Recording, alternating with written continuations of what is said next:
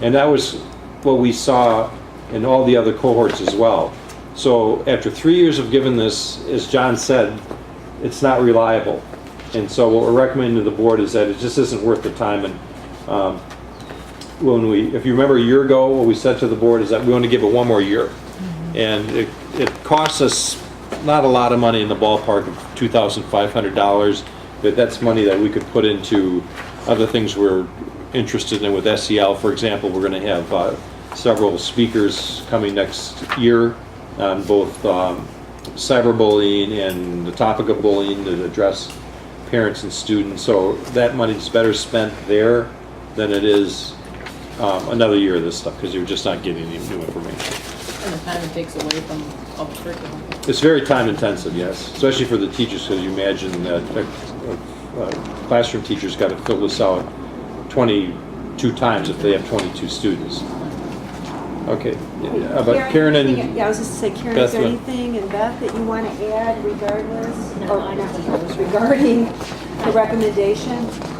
No, just that we all concur, everyone 100% at least. Okay. I felt bad that we did it for 3 years, because the teachers, when they said how labor intensive it really was labor intensive. It's a shame. For what we're getting. Absolutely. Okay.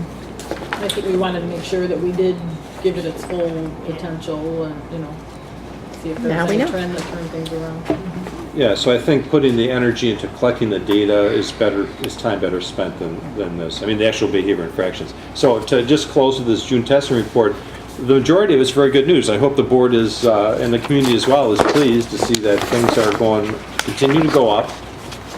We have very little bad news, and we'll straighten out these fourth graders, repeat offenders, by the time they get to fifth grade. Well, no, you'd have the same trend in 5th, 6th, and 7th grade too. Yeah, You know what I mean?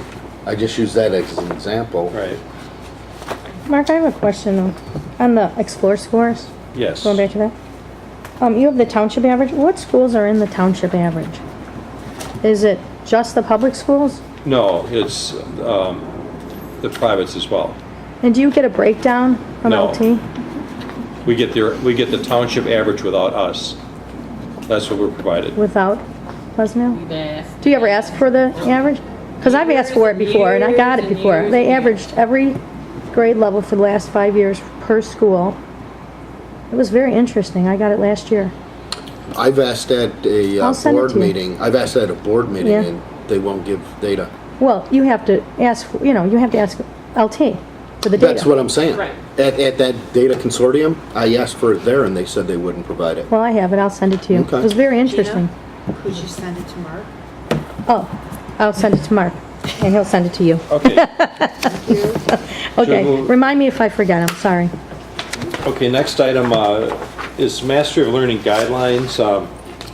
These have the fingerprints of a lot of people on, and basically what we'd like to do is implement these next year. Just let me remind the board that what these Mastery of Learning Guidelines refer to are guidelines that we want to implement to make it more uniform in the manner in which students are allowed further attempts. The Curriculum Council drafted these originally. The teachers in each building gave input. The Parent Advisory Committee gave input. And then it went back to the Curriculum Council. They finalized these to bring them to the board. I could go through all 8 of them, but I know that you've read them. So I'm just going to open it up for questions rather than take the time to go through what you've already read. Number 3, it says communication to students. I know when I was on the Parent Advisory Committee, we talked about communicating to parents as well. I don't see that on there. So I was just wondering if that was a mistake.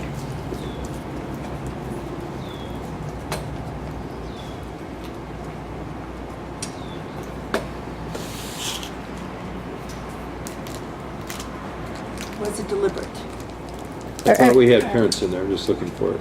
Age-appropriate communication to students about further attempts. We talked about, doing it at curriculum night, having it written and oral so that parents knew what was expected or what were the guidelines as well. Gina, are you talking about these guidelines, or, like, when I read item 3, I interpret that as if a teacher gives an assessment, the students will be informed as to whether or not this is an assessment that could potentially have a further attempt opportunity. So maybe I'm not interpreting it the You're same looking at way. it as one specific incident?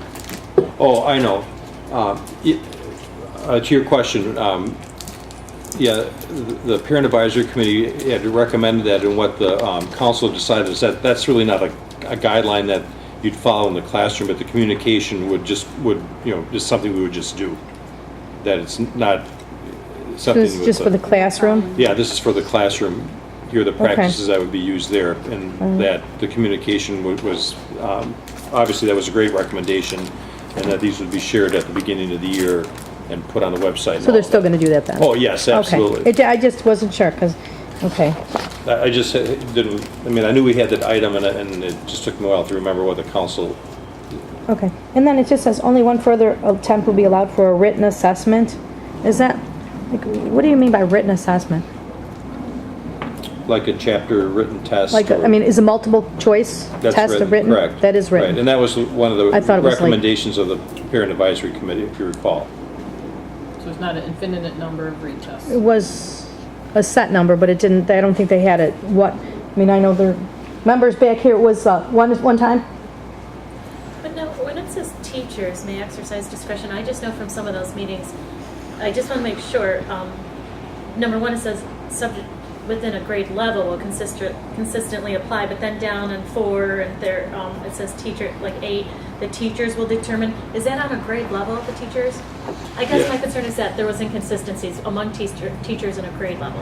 Yeah, that was voiced very strongly by parents, and so the first one guideline is subjects within a grade level will consistently apply mastery of learning guidelines. So in 6th grade, you've got 2 teachers teaching language arts, so they would be consistent within how they do that for language arts. In 3rd grade, you have 4 teachers typically who teach math, language arts, all the subjects, and they would be consistent in all the subjects that they teach.